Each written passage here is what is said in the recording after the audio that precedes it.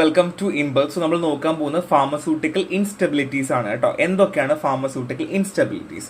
So basically pharmaceutical instability എന്ന് പറയുന്നത് അല്ലെങ്കിൽ PI എന്ന് പറയുന്നത് നമ്മുടെ ഫോർമുലേഷൻ ആയാലും നമ്മുടെ മാനുഫാക്ചറിങ് ആയാലും നമ്മൾ അതിനെയൊക്കെ ബാധിക്കുന്ന അല്ലെങ്കിൽ നമ്മളെ ബാധിക്കാൻ ചാൻസ് ഉള്ള കാര്യങ്ങളൊക്കെ ആണല്ലോ ഇതിനകത്ത് പറയുന്നത്.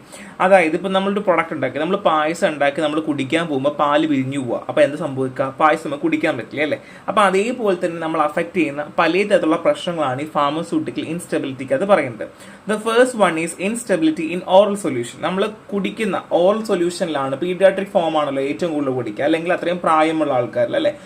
ഓറൽ സൊല്യൂഷൻസിലാണ് നമുക്ക് ഇൻസ്റ്റെബിലിറ്റി കാണുന്നതെങ്കിൽ എന്തൊക്കെ ഉണ്ടാകാം? The first one is loss of flavour and taste change. അതായത് നമുക്ക് രുചിയിൽ മാറ്റം വരാം. അതായത് രുചിയിൽ മാറ്റം വന്നു കഴിയുമ്പോൾ എന്തെങ്കിലും പേഷ്യൻസ് കഴിക്കോ ഇല്ല, കുഞ്ഞുരുൾ കഴിക്കോ ഇല്ല അല്ല. അപ്പോൾ അത് കുറേ നാൾ ഇരിക്കുമ്പോൾ ഡീഗ്രഡേഷൻ സംഭവിക്കുന്നത് കൊണ്ടായിരിക്കാം അതിന് രുചിയിൽ മാറ്റം വരിക. രണ്ട്, ഇന്ററാക്ഷൻ വിത്ത് പാക്കിംഗ്. ചില സമയത്ത് നമ്മൾ ഈ പ്ലാസ്റ്റിക് ബോട്ടിൽസ് ഒക്കെ അതിനകത്തിരിക്കുന്ന സൊല്യൂഷൻസുമായിട്ട് ഇന്ററാക്ട് ചെയ്യാം, അല്ലെങ്കിൽ കെമിക്കൽ കമ്പോസിഷനുമായിട്ട് ഉള്ള പ്രശ്നങ്ങൾ ഉണ്ടാകാം. ആ സമയത്ത് എന്ത് ചെയ്യുന്നു, നമുക്ക് മെയിൻറ്റെയിൻ ചെയ്യേണ്ട കുറച്ച് പ്രോപ്പർട്ടീസ് ഉണ്ടാവും, അതിൽ ചെറിയ ചെറിയ മാറ്റങ്ങൾ വരാം. And next one is visual change ആണ്. നമുക്ക് എല്ലാവർക്കും അറിയാം, ചില സമയങ്ങളിൽ നമ്മളൊരു സാധനം പൊട്ടിച്ച് നമ്മൾ നോക്കുമ്പോൾ വെള്ളമായിരിക്കും, കുറച്ച് സമയം മഞ്ഞാവും അല്ലേ. അപ്പോൾ അത് മേ ബി ഓക്സിജനുമായിട്ടൊക്കെ ചിലപ്പം ഇത് കോണ്ടാക്ട് വന്നതുകൊണ്ടാകാം, അല്ലെങ്കിൽ എന്തെങ്കിലും ഒരു ഫാക്ടർ കാരണമായിരിക്കും വന്നിട്ടുണ്ടാകും. അപ്പോൾ എസ്തെറ്റിക് അപ്പീൽ അല്ലെങ്കിൽ ഒരു നമുക്ക് കാണുമ്പം ഭംഗിയില്ലാത്ത രീതിയിൽ ചിലപ്പോൾ കളർ വന്നാം. കൂടുതലും ഈ വിഷ്വൽ ചേഞ്ചസ് വരുന്നത് ഈ ആയുർവേദിക് പ്രിപ്പറേഷൻസിലാണ്.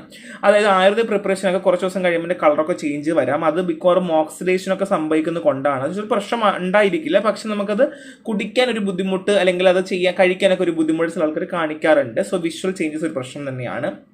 സോ ഇതെങ്ങനെ പ്രിവെൻറ്റ് ചെയ്യാം? സോ ബേസിക്കലി ഇതൊക്കെ പ്രിവെൻറ്റ് ചെയ്യുന്നത് നമ്മൾ പ്രോപ്പറായിട്ടുള്ള പാക്കിങ്, പ്രോപ്പറായിട്ടുള്ള എക്സിപ്പിയൻസ് ഒക്കെ ഉപയോഗിക്കുമ്പോഴാണ്. സോ നമ്മൾ സ്റ്റെബിലിറ്റിക്ക് ആവശ്യമായ ടെസ്റ്റിങ്സും സ്റ്റാൻഡേർഡ്സും നമ്മൾ നടക്കുന്നുണ്ടോ അല്ലെങ്കിൽ അതിൽ ചെയ്യുന്നുണ്ടോ എന്നുള്ളത് നമ്മൾ മെയിൻറ്റെയിൻ ചെയ്യേണ്ടത് വളരെ അത്യാവശ്യമാണ് എന്നുള്ളതാണ്. സോ ഇതൊക്കെ നമുക്ക് കുറച്ച് കയ്യിൽ നിന്ന് എഴുതാന്നുള്ളൂ കേട്ടോ.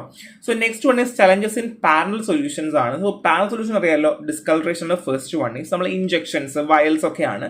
സോ ബേസിക്കലി കളർ ചേഞ്ച് ആകാം. അതായത് നമ്മുടെ സൺലൈറ്റ് വരികയാണ് ആണെങ്കിലോ അല്ലെങ്കിൽ ലൈറ്റുകൾ വരികയാണെന്നുണ്ടെങ്കിൽ ഫോട്ടോ കെമിക്കൽ റിയാക്ഷൻസ് നടക്കാം, അല്ലെങ്കിൽ ഓക്സിഡേഷൻ കാരണം ഡിസ്കളറേഷൻ വരാം എന്നുള്ളതാണ്. സോ ബേസിക്കലി തൈമിൻ ഹൈഡ്രോക്ലോറൈഡ് ഒക്കെയാണ് എക്സാമ്പിൾ വരുന്നത്.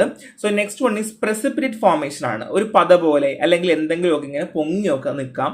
സോ അത് നമുക്ക് സേഫ്റ്റിയും എഫിക്കസിയും പ്രശ്നം തന്നെയാണ്. അപ്പോൾ നമ്മളത് പ്രോപ്പർലി അഡ്മിനിസ്റ്റർ ചെയ്യാനായിട്ട് നിൽക്കില്ല കേട്ടോ.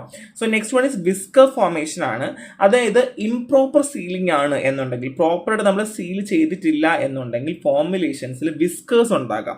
അത് long lines of crystal on outside of the vials. നമ്മുടെ ഈ വയലിന്റെ പുറത്ത് എന്ത് ചെയ്യും, ചെറിയ ചെറിയ ക്രിസ്റ്റൽസ് പോലെ കാണാം.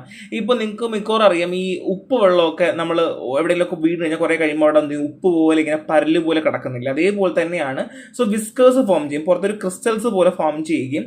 സോ ഇത് ഉണ്ടാവുന്നത് ലൈക്ക് പിൻ ഹോൾസ് ഉണ്ടാവില്ല, കുഞ്ഞു കുഞ്ഞു ഹോൾസ് ഉണ്ടാവുമല്ലോ, അതിലൂടെ സൊല്യൂഷൻസ് പുറത്ത് വരികയും അങ്ങനെ അവിടെയുള്ള സൊല്യൂഷൻസ് ഇവാപ്പറേറ്റ് ആവുകയും ആ സോളിഡ്സ് അവിടെ ഉണ്ടാവുകയും അങ്ങനെ കുഞ്ഞു പരല് പോലെ ഉപ്പ് പോലെ ഇങ്ങനെ പിടിച്ച് ഇരിക്കുന്ന ഒരു സംഭവമാണ് കേട്ടോ. നെക്സ്റ്റ് വൺ ഇസ് ക്ലൗഡിംഗ് ആണ്. സോ ബേസിക്കലി പാരൻസിൽ ക്ലൗഡിംഗ് വന്ന് നമ്മൾ ഉപയോഗിക്കാറില്ല. അത് ഇൻഗ്രീഡിയൻസിന് എന്തെങ്കിലും ഒരു പ്രശ്നങ്ങൾ, ഇൻസ്റ്റെബിലിറ്റി വരുമ്പോഴാണ്. So basically metastables, forms of ingredients ഒക്കെ ഉപയോഗിക്കുന്നത് കൊണ്ടായിരിക്കാം എന്നുള്ളതാണ്. അല്ലെങ്കിൽ സോളബിലിറ്റി ലിമിറ്റ്സ് ഒക്കെ ഉണ്ടാവും, അല്ലെങ്കിൽ കൂടുകയൊക്കെ ചെയ്യുന്ന അവസ്ഥയിലാണ് മിക്കവാറും ക്ലൗഡിംഗ് ഒക്കെ നമ്മൾ കണ്ടുവരാറുള്ളത് എന്നുള്ളതാണ്. So next one is instability in suspension and emulsion ആണ്. സോ ഇത് ഓറലി ആണല്ലോ വരുന്നത്. സോ സസ്പെൻഷനകത്ത് ഒരുപാട് ഇൻസ്റ്റെബിലിറ്റി വരാം. പാർട്ടിക്കിൾ ഡയമീറ്ററിൽ അല്ലെങ്കിൽ കോൺസെൻട്രേഷനിൽ, വിസ്കോസിറ്റിയിൽ, ടെമ്പറേച്ചറിൽ, pH ഒക്കെ കാരണം എന്ത് ചെയ്യും, നമുക്ക് ഇൻസ്റ്റെബിലിറ്റി വന്നേക്കാം എന്നുള്ളതാണ്. സോ ബേസിക്കലി കോമൺ ആയിട്ട് കാണുള്ളത് കേക്കിംഗ് ഒക്കെയാണ്, അല്ലെങ്കിൽ പ്രോപ്പർലി യൂണിഫോം ആയിട്ട് ഡ്രഗ് ഡിസ്ട്രിബ്യൂട്ട് ആവാതിരിക്കുക എന്നുള്ളതാണ്. ആൻഡ് ഇമൽഷൻ ആണെങ്കിൽ basically droplet diameter, viscosity, density difference, temperature, pH ഒക്കെ തന്നെയാണ്. സോ ക്രീമിങ്, ക്രാക്കിംഗ് ഒക്കെയാണ് പ്രൈമറി കൺസേൺ വരിക. സോ ഫേസ് സെപ്പറേഷൻ ഒക്കെ മേ ബി വന്നേക്കാം. അപ്പോൾ ക്വാളിറ്റിയിൽ ഉണ്ടാവുന്ന പ്രശ്നങ്ങൾ നോർമലി ഉണ്ടാവാറുണ്ട്. സോ നിങ്ങൾ എഴുതുമ്പോൾ ഫസ്റ്റ് ഓഫ് ഓൾ ഓറലിനെ പറ്റി ജസ്റ്റ് ഒന്ന് വിശദീകരിക്കുക, എന്നിട്ട് മാത്രമേ ഇത് സെപ്പറേറ്റ് ആയിട്ട് എഴുതാൻ പാടുള്ളൂ കേട്ടോ. സോ പ്രിവെൻഷൻ സ്ട്രാറ്റജി പറയുവാണെന്നുണ്ടെങ്കിൽ നമ്മൾ പാർട്ടിക്കൽ സൈസ് പ്രോപ്പർ ആക്കുക. പാർട്ടിക്കൽ സൈസിലാണ് പ്രശ്നമെങ്കിൽ എന്ത് ചെയ്യേണ്ടത്, പാർട്ടിക്കൽ സൈസ് പ്രോപ്പർ ആക്കുക, പ്രോപ്പറുള്ള സസ്പെൻഡിങ് ഏജന്റ് ഉപയോഗിക്കുക, emulsifiers ഉപയോഗിക്കുക, റിയോളജിക്കൽ പ്രോപ്പർട്ടീസ് ഒക്കെ പ്രോപ്പറായിട്ട് നമ്മൾ ചെയ്യുക എന്നുള്ളതാണ്. സോ ബേസിക്കലി ഇത് എളുപ്പമാണ്, ഒന്നുമില്ല. അപ്പോൾ ഇതൊക്കെ നിങ്ങൾ ഓൾറെഡി ഫസ്റ്റ് ഇയർ മുതൽ സസ്പെൻഷനും എമൽഷനും പഠിച്ചിട്ടുള്ളത് കൊണ്ട് നിങ്ങൾക്ക് അത് എഴുതാന്നുള്ളത് മാത്രമേ ഉള്ളൂ. രണ്ടിനും പ്രോപ്പർലി വിസ്കോസിറ്റി, ടെമ്പറേച്ചർ, pH ഒക്കെ നോർമൽ വരാണ്, density and diameter of the concentration of the agents, ഇതൊക്കെ നോർമലി നമുക്ക് ഉള്ളത് തന്നെയാണ്. So it's not a big deal, നിങ്ങൾക്ക് എഴുതാന്നുള്ളത് മാത്രമേ ഉള്ളൂ. ഇനി സെമി സോൾഡ് ഫോർമുലേഷൻ ആണ്, ഓയിൻമെന്റ് ആൻഡ് സപ്പോസിറ്ററി. സോ ഓയിൽമെന്റ് സപ്പോസിറ്ററി നമുക്കറിയാം, ഓയിൽമെന്റ് ഉപയോഗിക്കും നല്ല സ്മൂത്ത് പേസ്റ്റ് ആയിരിക്കണം, ഇല്ലെങ്കിൽ നിങ്ങൾക്ക് പണിയിട്ടുണ്ടാവില്ലേ, അല്ലെങ്കിൽ നിങ്ങൾക്ക് ഒരുമാതിരി ബുദ്ധിമുട്ടുണ്ടാവില്ലേ. അപ്പം അതേപോലെ തന്നെ പാർട്ടിക്കിൾ സൈസ് പ്രോപ്പർ ആയിരിക്കണം, അതിൽ ഉപയോഗിക്കുന്ന ടെക്സ്ചർ ആയാലും ഡ്രഗ് പ്രോപ്പർലി റിലീസ് ചെയ്യണം. അപ്പം ബേസിക്കലി ഓയിൽമെന്റ് അല്ലെങ്കിൽ സപ്പോസിറ്ററി എന്ന് പറയുമ്പോൾ അതിനകത്ത് ഡ്രഗ് ഉണ്ട്. ഡ്രഗ് പ്രോപ്പറായിട്ട് നമ്മൾ കൊടുക്കുന്ന ഏരിയയിൽ വന്നിട്ടില്ല, അല്ലെങ്കിൽ പ്രോപ്പർ ഡ്രഗ് നമുക്ക് അവിടെ ഡിസ്ട്രിബ്യൂട്ട് ആവുന്നില്ലെങ്കിൽ ദാറ്റ് മീൻസ് അതിന്റെ ക്വാളിറ്റിയിൽ പ്രശ്നമുണ്ട്. അപ്പോൾ പാർട്ടിക്കിൾ സൈസിൽ ചേഞ്ചസ് ഉണ്ടാവുന്നത് ഒരു ഇൻസ്റ്റബിലിറ്റി കാരണം തന്നെയാണെന്നുള്ളതാണ്. Next one is polymorphic transmission ആണ്. അതായത് പോളിമോർഫിക് സ്റ്റേറ്റിലേക്ക് മാറുക, hydration, solvation state of ingredients ഒക്കെ, അല്ലെങ്കിൽ solvation state of ingredient can be impact the stability. അതായത് ബേസിക്കലി പോളിമോർഫിക് സ്റ്റേറ്റിലേക്ക് മാറുന്നതോ അല്ലെങ്കിൽ ഹൈഡ്രേഷൻ ഉണ്ടാവുന്നതോ അല്ലെങ്കിൽ solvation state of the ingredient ഒക്കെ നമുക്ക് സ്റ്റെബിലിറ്റിയെ ബാധിക്കാം, പെർഫോമൻസിനെ ബാധിക്കാം എന്നുള്ളതാണ്. സോ ഡ്രഗ് പ്രോപ്പറായിട്ട് ബോഡിയിലേക്ക് റിലീസ് ആവാതിരിക്കാൻ ഈ പോളിമോർഫിക് സ്റ്റേറ്റ് ഒക്കെ മേ ബി ചാൻസ് ഉണ്ട് എന്നുള്ളതാണ്. അപ്പോൾ ഏതൊക്കെ ഞാൻ ഫസ്റ്റ് പറഞ്ഞത്, നമ്മൾ ആദ്യം പറഞ്ഞ പാർട്ടിക്കിൾ സൈസ് ചേഞ്ച് പറഞ്ഞല്ലേ. അപ്പോൾ പ്രോപ്പറായിട്ട് പാർട്ടിക്കിൾ സൈസ് ഇല്ല എന്നുണ്ടെങ്കിൽ എന്ത് സംഭവിക്കും, നമുക്ക് പ്രശ്നം തന്നെയാണ് എന്നുള്ളതാണ്. സോ നെക്സ്റ്റ് വൺ ഈസ് എന്താണ്, ഞാൻ പോളിമോർഫിക് സ്റ്റേറ്റ് പറഞ്ഞു, അല്ലെങ്കിൽ സെവറൽ ഡിഫറെന്റ് ഫോംസിലേക്ക് മാറുക, അല്ലെങ്കിൽ നമ്മൾ കൊടുത്ത ഫോമിൽ നിന്ന് ഡിഫറെന്റ് ഫോമിലേക്ക് മാറുക എന്നുള്ളതാണ്. Next one is consistency change ആണ്. സോ നമുക്കറിയാം ഓയിൽമെന്റിനും സപ്പോസിറ്ററിക്കും ഒരു കൺസിസ്റ്റൻസി ഉണ്ട്. ആ കൺസിസ്റ്റൻസിയിൽ എന്തെങ്കിലും മാറ്റങ്ങളൊക്കെ വന്നു കഴിഞ്ഞാൽ ലൈക്ക് ടെമ്പറേച്ചർ ഇൻഫ്ലുവൻസ് ചെയ്യാം. അപ്പോൾ ഏതെങ്കിലും ഒരു റിയോളജിക്കൽ പ്രോപ്പർട്ടീസ് കാരണം ഒരു പ്രശ്നം വന്നു കഴിഞ്ഞാൽ അത് ചീത്തയായി പോകും, അതും ഒരു പ്രശ്നം തന്നെയാണ് എന്നുള്ളതാണ്. സോ ഇത് stability changes in salt dosage form ആണ്. ടാബ്ലറ്റ് ആണെന്നുണ്ടെങ്കിൽ നമുക്ക് എന്ത് ചെയ്യാം, dissolution profile properly drug release ചെയ്യാതിരിക്കാം, ഹാർഡ്നെസ്സിൽ പ്രശ്നം വരാം, അപ്പിയറൻസിൽ പ്രശ്നം വരാം. ക്യാപ്സൂൾസ് ആണെങ്കിലും അപ്പിയറൻസും ഡിസൊല്യൂഷനും സ്ട്രെങ്ത്തുമാണ്.